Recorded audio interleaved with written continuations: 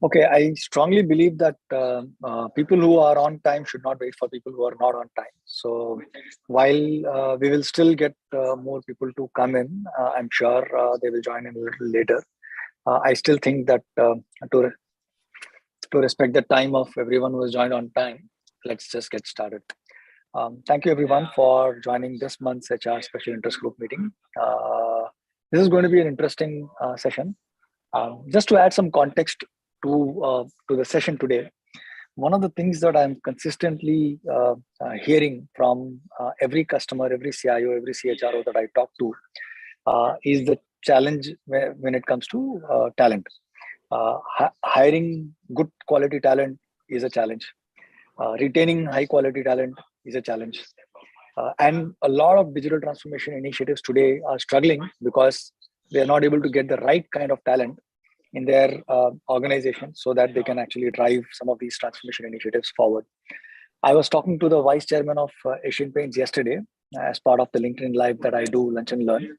And he was also kind of, signifying the importance that it is how important and critical it is for us to, number one, find internal talent and groom them, to make sure that all the transformation initiatives and all the digital initiatives that we are running are kind of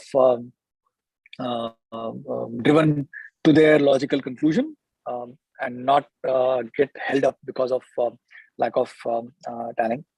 So which brings us to the topic of today, which is learning, right? So how do you groom talent internally to become or to acquire great skills, which is to enable a culture of learning, enable, provide opportunities for your existing people in your organization to kind of learn and get better and acquire new skills and stuff like that. So I was actually reading one of the articles on Harvard Publishing, and that's where I kind of stumbled onto the article written by Valerie, who's our speaker today. Thanks, Valerie, for taking time and agreeing to share your insights. And she was talking about the kind of work that they have done in the Mahindra Group in terms of how do you enable a culture of learning and some of the activities that she had done. So I had asked if she can actually take some time and talk to us about the entire initiative, about what she learned as part of the initiative, what is some of the things that we can take away from her experience to our organization so that we can create that culture and at least address or solve this challenge of getting the right talent within the organization to some extent. So with that context, I would like to hand over to Valerie. If I can ask you to quickly introduce yourself and then kind of take us through the content that you have prepared. Again, thank you so much for your time. Thanks Mukesh, and thanks in this community just to have me around. It's always it's always absolute pleasure to connect with people from your community. And when Mukesh came up to me saying that we want to kind of share this, I was like more than happy to jump onto it, because it's like it's also a learning opportunity for me. So and just to introduce myself, I am working with Mahindra Group as General Manager Group HR, leading their digital learning initiatives. That's exactly who I am. I love learning, passionate about it. To some extent, people consider me as a teacher when they sometimes meet me, but I'm not really a teacher, but I'm more an instructional designer by code. Just some ground rules. I know in the world of Zoom, we just don't like to switch on cameras. I can see some names which I am familiar with. If you guys can switch on at least a couple of cameras, speaking to blank screens is very challenging. So if you need energies, you need to give energies back. Is it possible to have some cameras on as a request? Do you think it works, Mukesh? Hi, Sandeep. Hi, Sandeep. Thanks for switching on your camera. Thank you. Yep, thanks. Anuj, Vikram, Anshuman. So would be great if you can switch on your camera, even not for the entire duration, at least for some even time, if not for the entire duration, if we can just say hi, hello. Hi, Anshuman, how are you? Look, my support system is right here. Great. So I'm assuming that that's really great. Thank you so much for agreeing to switch on your camera. Just some light faces makes sense. I'll quickly share my screen and let's make it very discussion oriented, interactive, because I'm here to learn. So while I have created a deck, I think more of it is about learning from everybody over here. Okay, and excuse me if you see me stumbling with this, because as Anshuman knows, we are very, very good with Teams. We are learning Zoom. Yeah, cool. So the topic that you might see over here is learning in the age of Zoom, developing new learning habits. When we really talk about this developing new learning habits, you need to, through the presentation, you will see that we are talking about a change in the way we are learning, also in the way we are presenting the learning to the learner. And I'm like preaching to the choir over here. I mean, you guys are experts in what we're saying. However, what I have is some best practices that we've curated across the Mahindra Group and sharing with you what has worked for us. You might have to contextualize to your context and take it forward from there. We would want to run a poll over here, Mukesh, if you can help us, because before we really start, we would want to know what is it that you are struggling with. What are the expectations that your leaders have from you? So we give 5 minutes to just, and if you have others, you can just let us know in the chat. I'll just turn on the chat also for myself.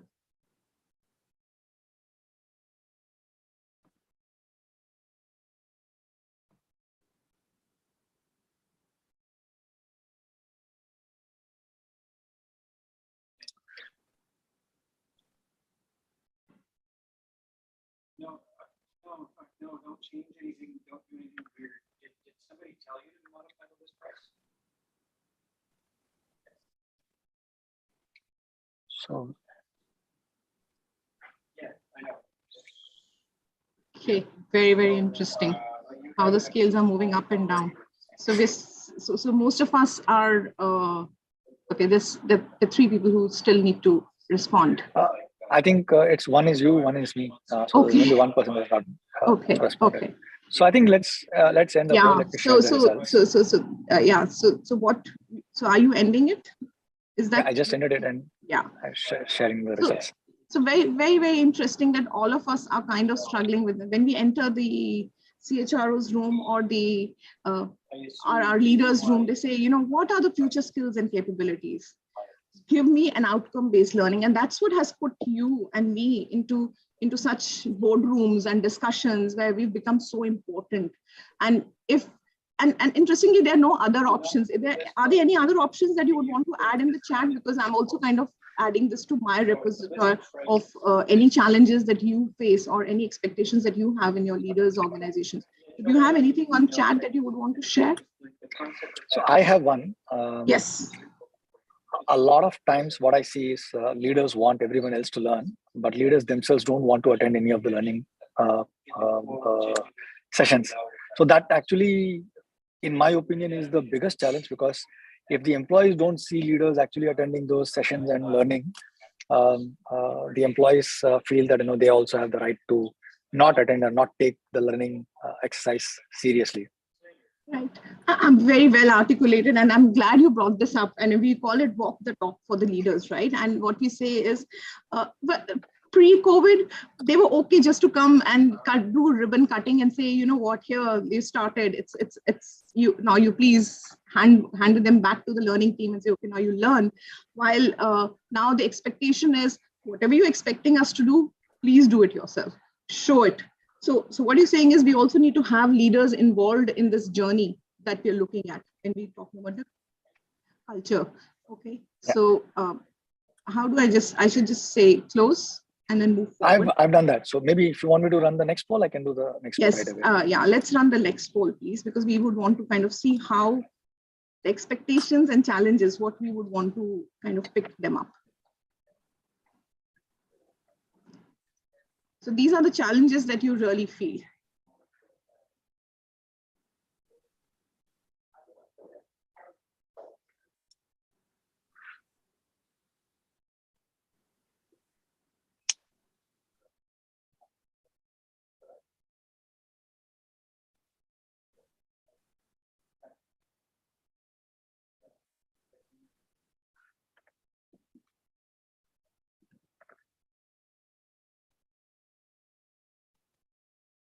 So for people who have put in others, I think it will be a good idea either if you can unmute yourself and share what the other challenges are, or maybe put it on the chat and I can probably read it out on your behalf.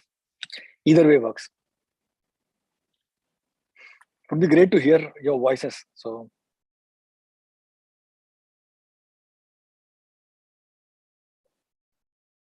anyone?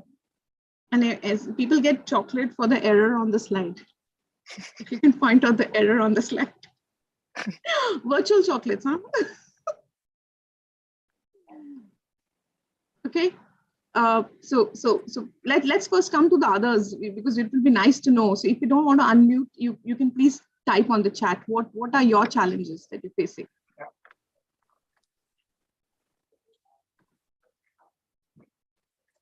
So one of the things that, again, pardon me, but I have a tendency to ask a lot of questions and provide opinion.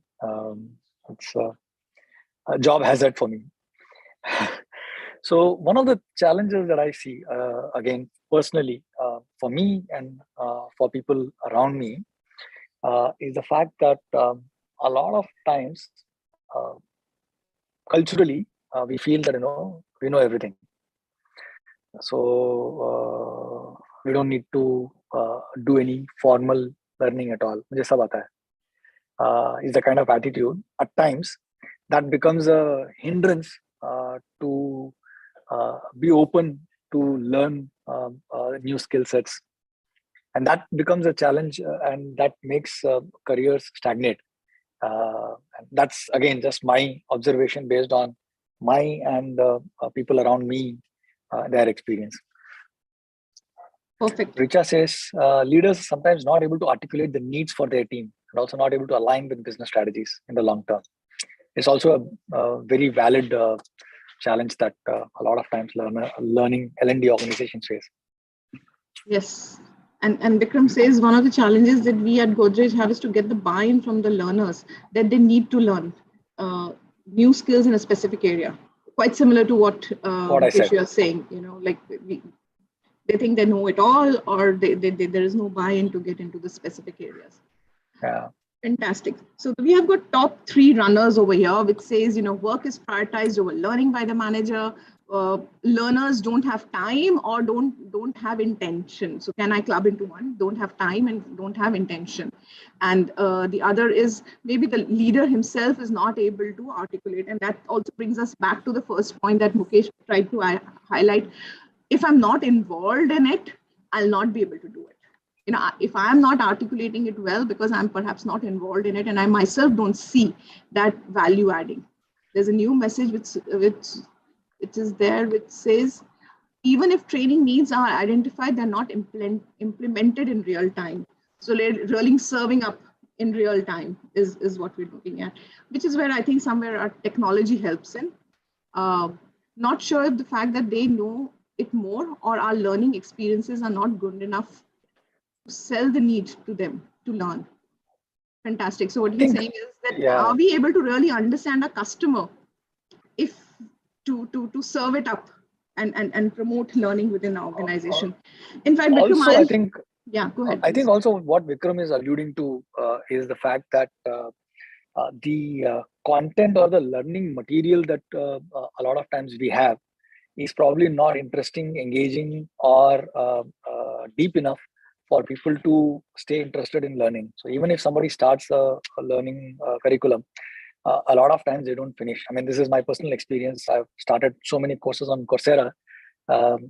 Maybe 20% in, 30% in, I get disengaged and kind of never go back to those courses. And Mukesh, you're one of the learners who really likes to learn, right? Because you represent the learning community, so you have to walk your talk. So you're one of the learners that really likes to learn. So if you have challenges in Coursera, imagine people like learners who are pressured with time, and we tell them, you have these 14-15 hours of courses to be completed, and they're like, should I complete this course or do my work? Also, Sandeep has a very interesting plan. Also, we found people are not ready to learn new solutions and proceed with old solution as it comes a comfort zone for them. So what they're saying is really people are looking at not adopting change the way we want them to adopt change. Yeah. Fantastic. Great. So now we've got our set of challenges, we've got a set of expectations, and what I'll do is, this is what we really have, and the idea is, how do we make this guy more like this lady out here? I'm just being no gender biases on my slides, and saying that, you know what, this is what we really want our learners to be.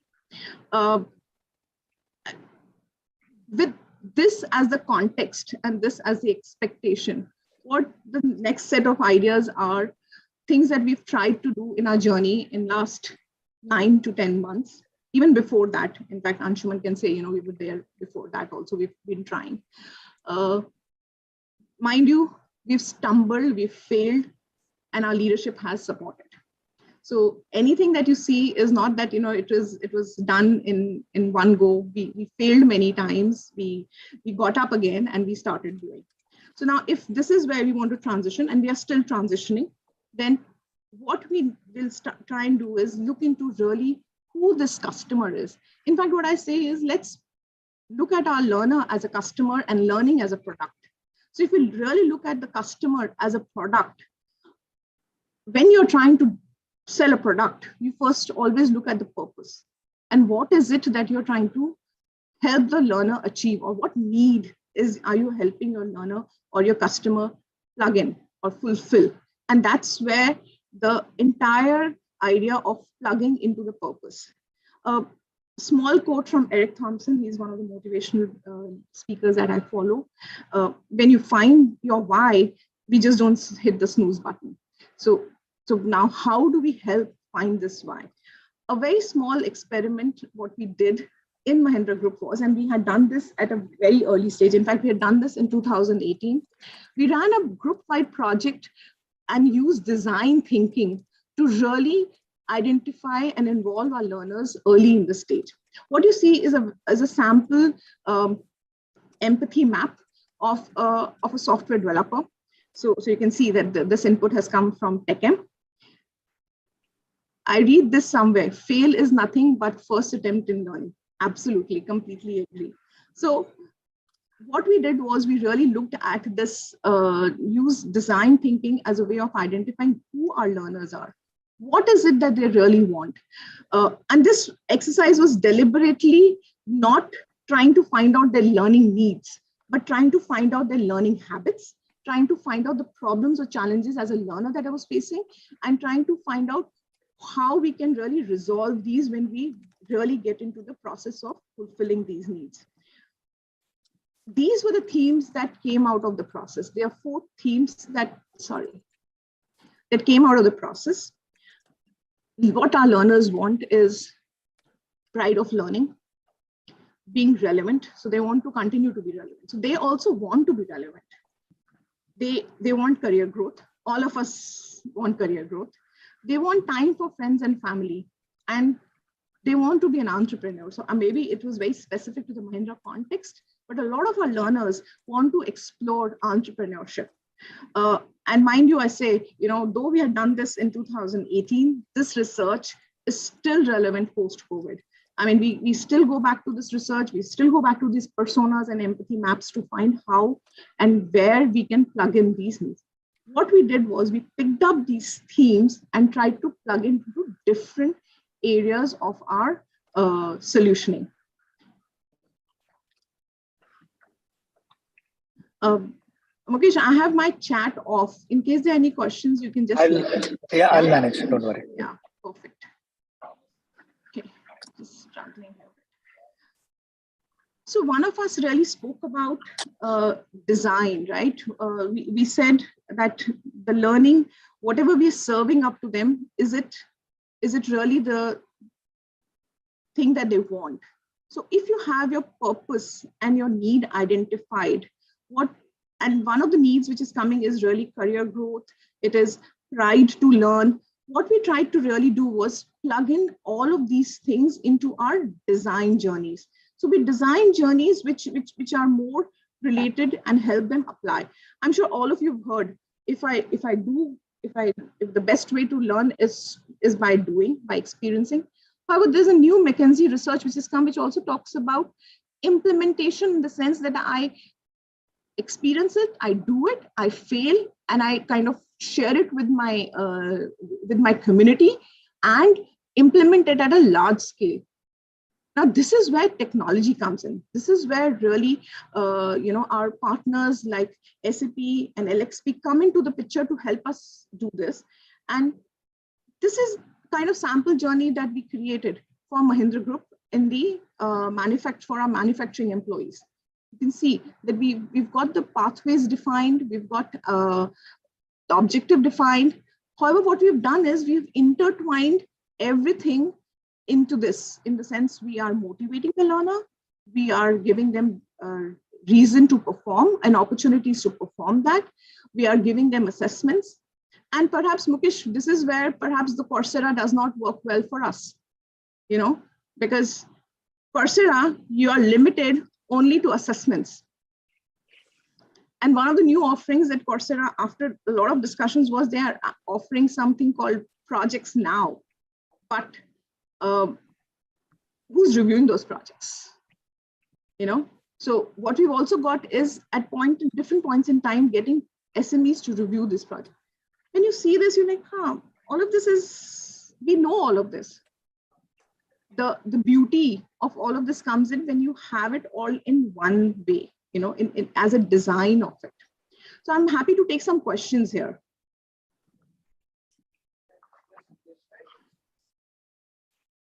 Any questions over here? So I have a question. Yes. In terms of the design of the project work itself, I'm assuming that when you put together a journey like this, you already know the end result, what you want. You already know who is the SME who's going to assess the project. You already have the buy-in and their time locked in. You already know what kind of project you want them to work on.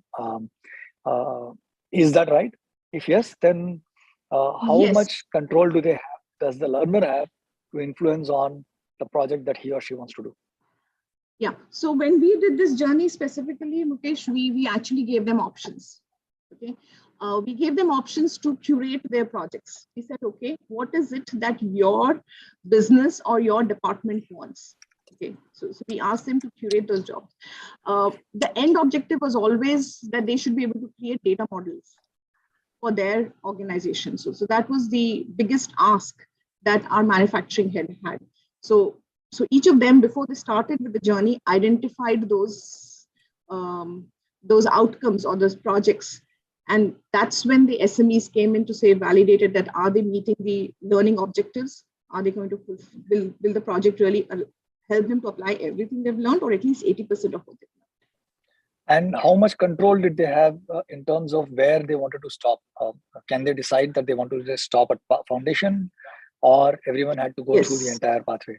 No, it was, as you say, it's in fact an aspirational journey where we have a criteria. So only, and I also have an objective only to have 30 people being ready by the end of it. So this is my target audience. So we started with 150, go on to 70 and 30. And these were the targets that were kind of agreed with our manufacturing heads. And that's the outcome that we were driving. So. Okay. And the MOOCs that you refer to are publicly available MOOCs, or did you have to create some for your own needs? Oh no, we are kind of, it's a combination, but right now the MOOCs that you see on this journey were really the MOOCs that were used through Coursera's and Udemy's of the world. We try to curate a lot of content rather than just create content. The creation of content actually and the contextualization actually happens when you're doing the VILTs. So that's the context. So once you've gone through the MOOC, which gives you the broader perspective, the contextualization comes through VILT session with the SMEs. So one of the most important ways that adult learning happens, if my understanding of adult learning is right, is through a 3-step or a 4-step process. One is you have an intention to do something or learn something. You go out and do some action, just intention followed by action, followed by reflection as to know what did I do, what worked, what didn't work, what were some of the challenges, what could I have done differently. So I don't see any space for reflection in this entire pathway. Was that incorporated? Is it not here in the slide, or is my understanding wrong? That could be. So the project review is where you really reflect. So when you connect with SMEs, you see where you could have done better, where would you have kind of improvised, and that's where the mentoring comes in, because these SMEs are deeply involved in the project because it directly links to the business outcome. And mind you, not all journeys would have all the aspects of it, because one expectation that we really had was when you started the introduction was learning at scale, building a continuous learning culture. So this is a very specific talent management journey. Now, we also have learning at scale where not all elements would be there, but we would want to nudge learners to do their own learning. So this is specifically with all three areas of learning being incorporated into the journey. So there is a question on the chat. Vikram is asking, saying, this is very interesting. How did you deliver this learning journey? What was the digital experience like for learners? Yes. So frankly speaking, Vikram, when we planned this journey, we were still, we were on the SFLMS. We were using SuccessFactor as a way, and M-Teams as a way of managing this journey. And VILTs were conducted. We had offline tracking sheets to really track it. But today, this journey is getting enabled on our learning experience platform, which will give us from end to end understanding of where the learner is, how many learners are self-nominating, and the learners will also know what next. So and if you see, we've tried to include small wins. So every small win, we are trying to give them some kind of a reward. And so digitization is the way that we will be able to enable this and track it on a regular basis and make it a scale journey. I really liked how you tried bring learning resources together to deliver the learning. Can you later share more about this LXC platform? Yeah, we can do that offline as a second call, but yeah, your learning experience platforms and even your SuccessFactor platform allows you to some extent enable these journeys. So Vikram, I can connect you on email with Valerie, and maybe you can have a one-on-one conversation with her as well as a follow-up to this call. But Valerie, it will be interesting to know, even if not at a deep level, at a very high level, at the end of the session, maybe for you to talk a little bit about this platform, for sure. Sure. Okay. Yeah. Sorry, moving. Relevance. Before we really make it available to the learner, first we need to know what is it that we are looking at. This is the kind of landscape that we have today. As curators, as enablers of learning, this is exactly that all of us face. We have online learning nuggets. We have partners who send mails to us on a daily basis saying that, I have this wonderful course. How do I, please connect with me and let's have this discussion. Imagine if you enable at least 5 of these on your platform for the learner, how overwhelmed will the learner be? So what's really important is to help the learner navigate the landscape to create that outcome-based learning. And that's the new role of L&D, which is coming in, or our BHRs, or our partners of learning. How we navigated this landscape is, as we went back to what we said was, let's see what is it that helps the learner, or what were the motivations that learners had. These were our criteria. We take content which either helps to upskill our learner, reskill our learner, or motivate our learner. Because one of the things that the learners really said is, I want to be motivated and have new skills to be built in. Now, for motivating the learners, you might not have content which is only related to your role, but help them have content which might also be of their interest. So today, I'm an instructional designer. Maybe tomorrow, I want to get into talent management. I want to get into doing a more digital savvy role. I would want to pick up those skills. So does your learning experience allows a learner to pick up these other skills or skills which are parallel to my role? Okay, I think there's a question on the chat.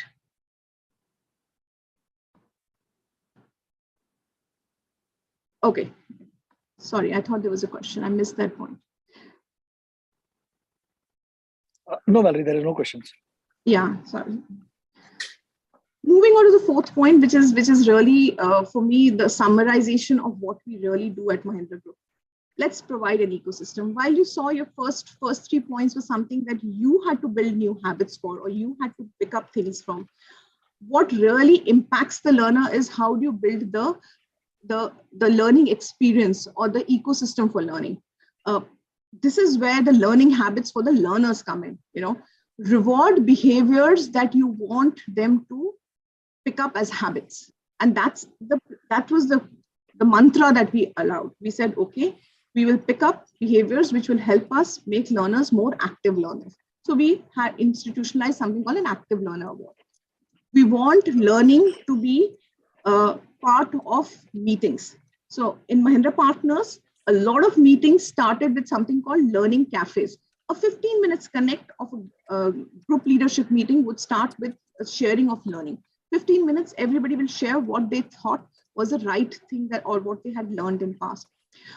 We've got learning days within sectors. Some of the sectors have adopted.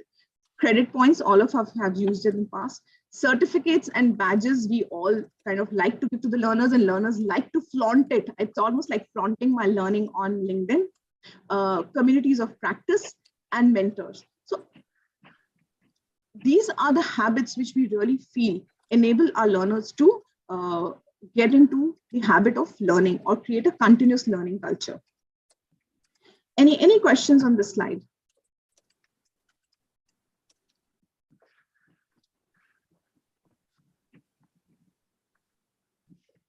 I don't think there are any questions.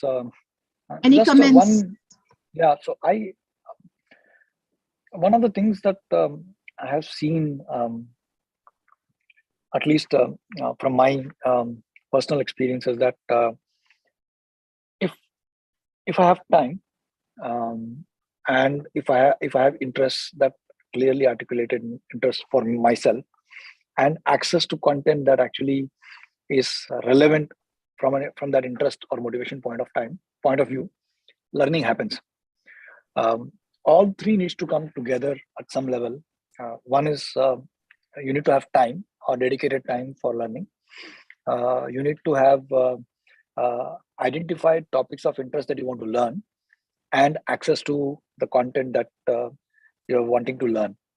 And when all these three come together, I think that's when learning happens. At least that's been my experience. At any point in time, I have a list of 5 or 6 topics that I want to learn. And I, during the course of the day, during reading a lot of stuff, I kind of bookmark topics or content, whether it is articles, whether it is videos, whether it is podcasts, and kind of collect all of them into these buckets of topics that I want to learn. And whenever I find some time, I kind of open up one of those, go through the content in that, and get the satisfaction of having learned something new. At least that's my perception. And when this happens at scale, that's when the culture of learning actually Mukesh, I need to record your testimonial and use it in my Mahindra group, because these are exactly the habits of behaviors that we started promoting in the group. I was saying that, okay, let's institutionalize these symbols and rituals. So change management always has symbols and rituals. If you create those symbols and rituals, and what we told the learner was, you do all the work for the organization. Project manage yourself. Are you project managing yourself, your health, and your learning? Because well-being is important. Spending time with family is important as much as learning. So that bucket, what we try to say is project management yourself. Identify 2 or 3 skills which you want to learn in maybe six months. Identify the time on your calendar to learn. And it could be as simple as 15 minutes. I have a very, very senior leader in the technology space who says, I could not do so much of learning in the COVID world, but you know what? Now that it's hybrid, I'm actually able to do better. I said, how? It's almost reverse. People are saying, I could spend more time on learning then. He says, you know what, Val? Now I have a travel time of 1.5 hours in the morning as well as in the evening. And that's when I complete my learning. So you need to get your learners to identify those times and schedule those things on the calendar. One could be the mandatory things, which we say is your learning days, your learning, your learning festivals. The other is really helping them schedule on the calendar. And this is one of the campaigns that we've led. We said, okay, have you scheduled learning time on your calendar? What we asked them also was join the learning cafes, something like this, what you're saying, team of 20, 30 coming together and sharing them. We had symbols like Active Learner Awards, and you can see they are like all across sectors. Some of them are at the M&M level, some of them at MMCW. So what happened was there was a joy of learning. There's a joy of learning which is coming through all the symbols which are getting institutionalized across the entire Mahindra Group. I'll just leave this on the screen for some time and then move forward. How are we doing on time? So we have another 25 minutes. I also want to kind of speak, have more conversations where I can learn. The last, and this is my favorite, is actually my favorite. Why only business should experiment? Learning also has to experiment. Learning also has to experiment. We have to experiment to improvise. And you know what? Digital allows us to do that. It allows us to try new things. And we really look at that Amazon's one door and two door policy. One door is something that we cannot come back from. Should we do that? Or something which we can still come back from?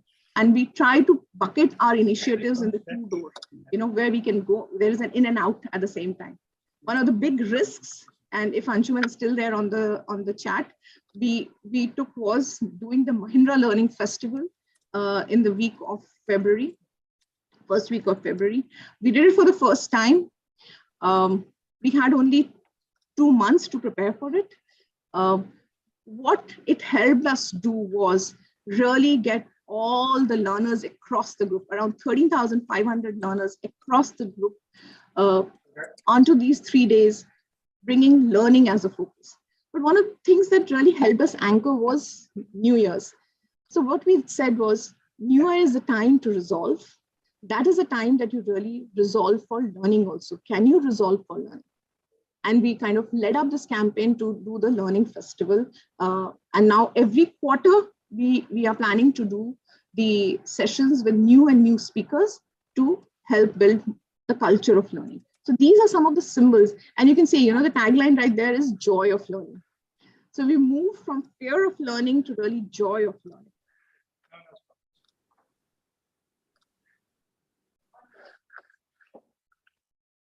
So that's from my side. We're just summarizing. While the first 3 are what we need to do and help the learner learn, the 4 and 5 are where you really partner with the learner, give them the ecosystem, experiment with them, make them part of the journey. 2 small experiments and nudges with them, because they know what they want is more than we do. So that brings me to the last thing. Okay, so that's questions or. So maybe this is a time for you to spend a few minutes on the learning platform that the learning experience platform that you spoke about. Yes. Spend a few minutes on that platform. Yeah, sure. So the learning experience platform that we're looking at is EdQuest. That's the platform that we've chosen. We're partnering with them. We did some kind of, again, we did a pilot with them, proof of concept last year. And this year we're going full hog to all 2,200 employees. Technology is the enabler. The design always sits with the learning experience providers. So how do you want to configure the platform? What would you want, which features to be promoted? How do you involve your learners? All of that has to be planned by the design team or the learning experience providers so that your platform and technology really delivers what you're expecting. So I have a question here. One of the things that one of the primary reasons why organizations want their employees to go on this journey, on this learning journey, is so that number one, they can have they can have upskilled their people so that they can be deployed in more high value work that they can do. For example, someone learning machine learning, so they can, instead of hiring someone from outside, they can actually move into a machine learning role and things like that. So how do you capture this journey that person X, let's say Mukesh was, let's say didn't have any understanding of machine learning today, over a period of let's say 6 months or 9 months. Now he has learned all the fundamentals of machine learning, and now he can actually be deployed in a project where he can actually get hands-on learning so that he can progress towards becoming an expert.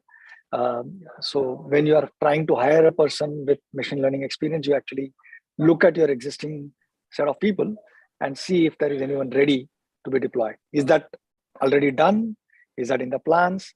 We are on that journey, Mukesh. We are on that journey. So we are trying to integrate. What you're saying is really integrating our learning to the resourcing and talent management practices, right? So while that's a journey, which is the next step, which is career laddering and helping learners be ready for it, and the managers to know who they can really transition easily. So there's a transition time. There might be person X who might take more time, and the person Y which might take lesser time. So that's that we are in that process of doing that, and very much part of our role. And the learning platform that you spoke about, is that kind of integrated with SuccessFactors? It is integrated with SuccessFactors. In fact, SuccessFactor continues to be our system of records. Our compliance learning is also led through that. And just to give you an insight into how we are structured, we are a federation. We give sectors enough opportunities and enough freedom to choose, right?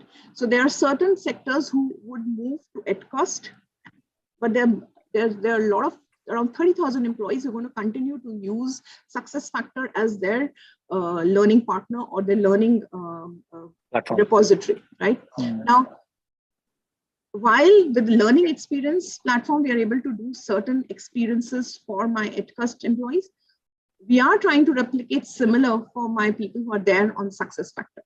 So the idea is to give unified learning experience across the organization. And that's where partnering with SuccessFactor becomes very important. Adopting the new features becomes very important. Integration of SuccessFactor with M teams becomes like really important. Cool. So there is a question from Vikram. What are the metrics that you track and use to define success or failure of your learning initiatives? Now you're trying to ask me questions which my CEO asks. Yes. So we've deliberately moved from hours of learning. Okay. And also we've deliberately moved from, while we did some kind of learning needs analysis last year, but we'll be transitioning. I understand, Vikram. We're transitioning to saying that how can learner become more own their learning themselves. So we're moving to the skills framework now, So answering the first question, what metrics do we adopt? We are looking at active learners as one of the metrics. We have actually divided our matrix into 4 segments. One is your learner awareness, where the learner really becomes aware of it. And that's where we record active learners. Then there is learning penetration, or where the person becomes, adopts learning. So when we start adopting, we're saying, okay, what is the parameter which is related to adopting? We look at people completing their learning journeys, especially the learning journeys which are related to their skills and their organizations, or learning journeys that they have self-assigned to themselves. Then we say learner advocacy. Learner advocacy is when I learn something and I share, I comment, I promote learning. I become an ambassador for my platform. So that's where your sharing and likes are getting captured, or return users. We're actually forcing our partners to give us return users, not just active users, but return users. How many times are people really coming back to the platform? The 4th is business impact. So while few and very niche right now, but yeah, we are trying to link it up with journeys which actually have business impact. Some of the business impacts could be how many people really transition to a new role, how many people got opportunities to do extended assignments, how many skills did we really create during the year? So those are the kind of business impact that we are looking at. Well, thanks. So Mainak is asking, my question is, thank you for the great session. My question is, it is easy to show an end goal for tech learning because skills can be assessed, blah, blah, blah. How do you show impact to the user for behavioral learning? For example, people manager capability or future leaders program. Simple, get managers involved. Who will experience your behavior? The person who has nominated you for it. So if somebody nominated me for, if my manager nominated me for a behavioral program on storytelling, has the impact of my presentations become better after going through the learning? So what we try to do is run a 90-day survey after learning journeys with the managers. Not everybody responds, and our target is also like 10% of the people respond and they are able to show some impact. That's where we say the behavioral journeys have got impacted. So we really involve our managers into our learning practices. Thanks. Any further questions for Valerie? So, okay, so thanks. Thanks, Manak, for your question. One of the, I'm just trying to frame what I'm trying to say. So one of the benefits of creating a culture where learning is A, encouraged, 2, expected, and 3, rewarded is the fact that your organization becomes a lot more responsive to the market needs if you have designed your learning journey well, and you are able to do what I call sense making much better. What do I mean by sense making is, you kind of, there are signals all around us in our work, during our work, in our interactions with our partners, with our customers, with our employees. So are we able to seek these signals, weak signals, make sense out of what that means and respond to them? One of the ways that I have seen this play out really well is in terms of how engaged are employees when it comes to ideation of either solving existing problems or identifying and engaging on new opportunities. So both, if there is high engagement, both in terms of solving existing problems and identifying and exploring new opportunities, what that tells me is that there is significant amount of engagement in the employees. Number one. Number two, the employees know what they are talking about. And number three, there is a lot of thinking going on within the organization, which is only possible if you're constantly and consistently learning around what is happening with you. So now it's not a fully framed question or whatever, so I'm just thinking out a lot. So this is one of the ways that I think can be tracked. The impact of the entire learning exercise can be tracked. Now, the question to everyone on the call is anyone thinking along these lines? Is anyone actually able to track the impact of the learning in your organization to overall ability to innovate and respond to market needs and connect them both? Because that's powerful if you're able to do that connection, at least in my opinion.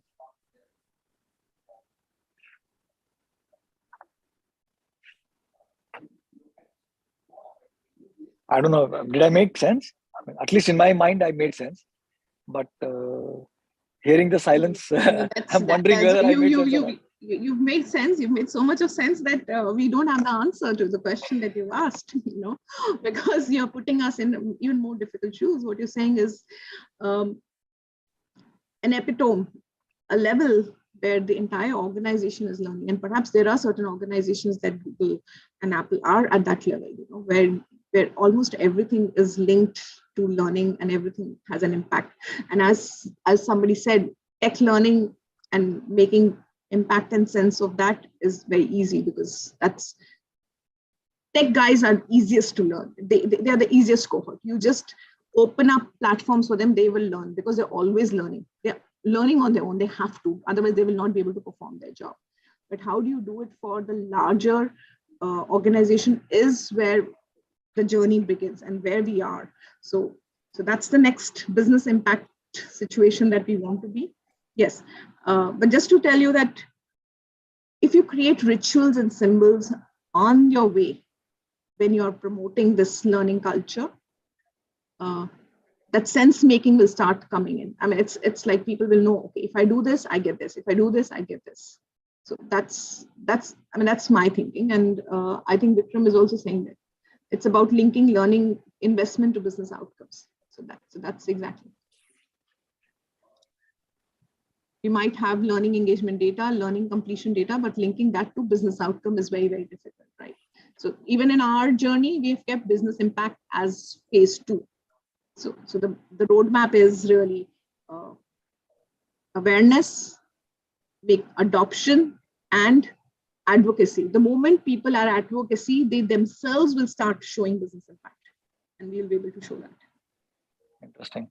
So a completely different kind of a question. So Mahindra Group is a very, as you said, it's a federation, right? You have all kinds of businesses, and which means that all kinds of employees, young, old, men, women, Gen X, Y, Z, Triple Z, whatever, right? So have you noticed any trend in terms of who are the most difficult to convince to learn or go on a learning journey, and who are the most interested and self-nominate themselves to go on that journey? It could be industry based, it could be segment based, it could be in whatever way you want to dissect the population. Yeah, very, very, very, very interesting question, because those are my early adopters of learning, right? So my tech cohort is very easy. Okay, so when it comes, and we can dissect it in multiple ways. One is department dissection, people who really need to, that's one. The other is generation dissection and levels dissection. So I can tell you who really like to learn. One is my technology guys are always reaching out to me. Give me this, give me this, give me more of this, because they need validated content, okay? Content which is validated. Another set is your middle managers. They are always wanting to learn, and they could be across generations. I don't think that makes a difference. You know why? Because they want their career to grow. They want career progression. They want to move to the next level faster and faster and faster. And they take learning as one of the ways to the cohort, which is very difficult to, I would not say adopt learning, but showcase learning, is my senior leaders. All my senior leaders are learners.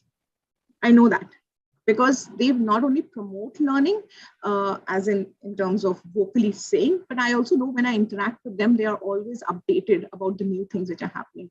But can I link it up to the formal learning that we are giving in the organization? I don't think so. Because there's an informal channel which you will never be able to, at least till now, I've not got the answer of how you capture the learning of the informal channel. But those are the two segments that really like to learn. And in terms of generation, the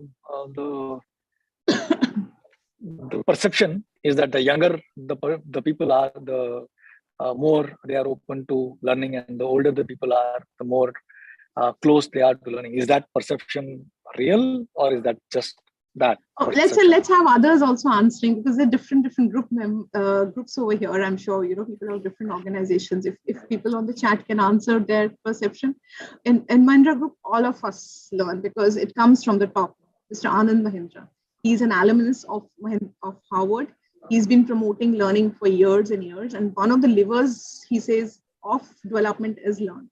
And when I say not development in terms of career growth, but self-development as a person, as a human. And in fact, our initiative is called Learn and Grow, and growth in all aspects of your life. So, interesting. So, do you also offer learning journeys on self-discovery kind of a track as well? Absolutely. So the Mahindra Leadership University, which is the think tank and which I represent, is the think tank of how all the power skills that people need to pick up, which is self-awareness, executive presence, and that is kind of differentiated by levels. And even my sectors, in fact, we've got beautiful and very, very inspiring leaders who are learning leaders in the sectors and all of us collaborate. One of the biggest things that has happened and that has helped us group is collaboration. We say content is shared repository. It's not some individual organization's responsibility repository. So that has been the biggest help. I'm sorry. I mean, I'm only asking questions because I'm not seeing questions coming from the chat. I would really want people on the call to kind of use this opportunity and ask questions. Same here. I can go on asking questions for the next 3 hours. I mean, this is a topic which is so close to my heart that I can continue to talk about this for hours together. So I'll just shut up now. Let's see if there is any question coming up on the chat. You can also unmute yourself and ask the question. I mean, there's no restriction that you should not speak up. Yeah, in fact, a meeting which is so small, I mean, we should just be like looking at each other. Yeah. So if I can ask everyone to go on a gallery view, and if you can switch on the cameras, maybe we can do a group picture just to memorialize. Is that the word? I don't think so. To kind of commemorate this. Yeah, create a memory. If everyone can just for a minute, switch on their cameras, we can maybe, quickly click a picture.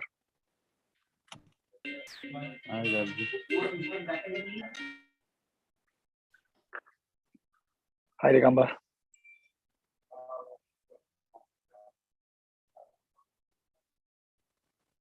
Okay, so a lot of people don't have webcam facility, maybe, or they're not camera ready, maybe. So that's okay. Let me just quickly click the picture of whoever is on camera. Yeah. Okay, so I've just kind of captured this moment. We are on top of the hour, so I would like to thank Valerie for your time and sharing your insight with us, taking us through the journey that you have been and answering all the questions, including mine, patiently. And again, thanks everyone for taking time and joining us today. I hope the 1 hour that you spent with us was useful, helpful, insightful, and I will connect Valerie with someone that I said I will connect with, right? Vikram, right? Vikram. Okay, so I'll connect you with Vikram Telkar. Do you have a way to capture feedback on this? If you can share some feedback, because I believe feedback is forward. So okay. Maybe everyone can on the chat. If you can just share your feedback. Feedback what you thought the session was, which helps us to improvise. Yeah. So maybe that should have been the third poll, but I didn't create that one. Sorry about that. I should have done that.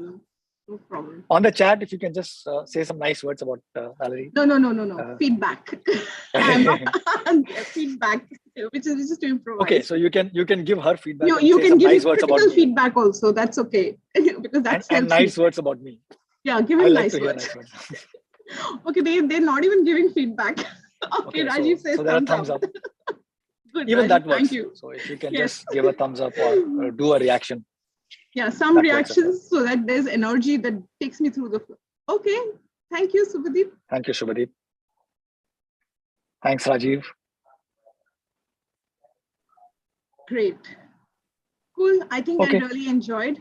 Thanks for your questions and thanks for making it very interactive. And please feel free to connect whenever you want. It's a learning for both of us. Thank you. Thank you so much. Take care. Take care. Bye-bye. Bye.